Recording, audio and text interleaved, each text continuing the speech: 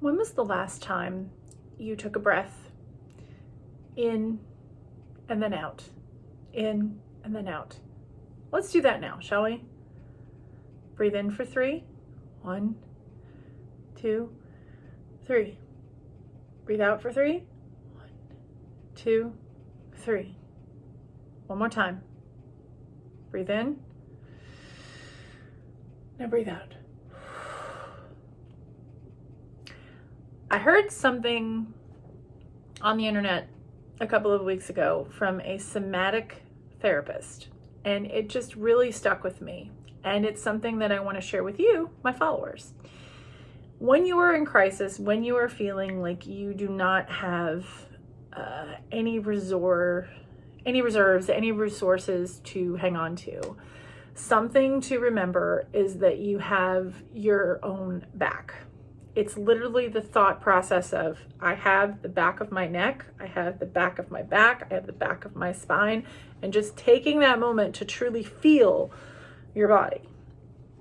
And I know that sounds a little woo-woo, but I had an opportunity recently to try this out in a moment when I was absolutely not feeling supported or feeling like I had resources or reserves. And I have to tell you that thought that I have my own back turned out to be extremely helpful. And it made me think about the fact that we're all out in the world developing tools and figuring out what's going to work best for us. For instance, there was something at work where I learned something new today.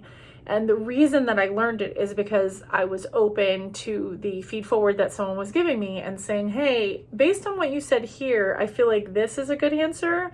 And then the more they were talking, the more I realized I did not have the full story. And so the more that we talked and the more that we dug in, it was like, oh, here's some more information. Here's some more information. So at the end of the day, I could spend a lot of time berating myself and say, gosh, I really should have looked into that deeper. But the truth is that I'm still pretty new in this particular role. And it's a little scary to talk about it in a public forum, except to say that at one point or another, we have all been new. We have all been somebody who doesn't know something. And in fact, I'd venture to say most of the time, that's the case. We won't know until we ask. And until we ask the question, we can't truly know if we're going to be able to answer the question, right? So in thinking about the tip this week, I want you to be reminded that you have your own back.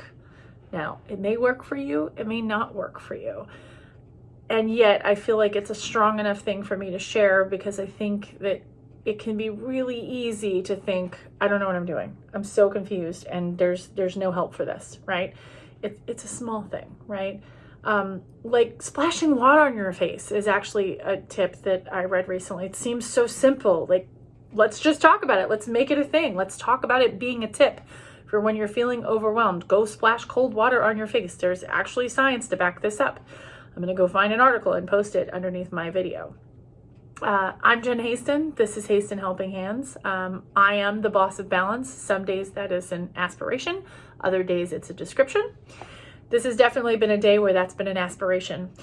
And in keeping to my ability and my hope to always be authentic with you, I will tell you that my goal is always to help you find balance in your own life as a parent, as a partner, and as a person. And every week I come to you with a message. Hopefully you'll get a message that is inspirational and helps you move forward in your own life. And by no means am I an expert, which is one of the reasons that I share this with you, with the idea that we're all in this together and we're all figuring things out.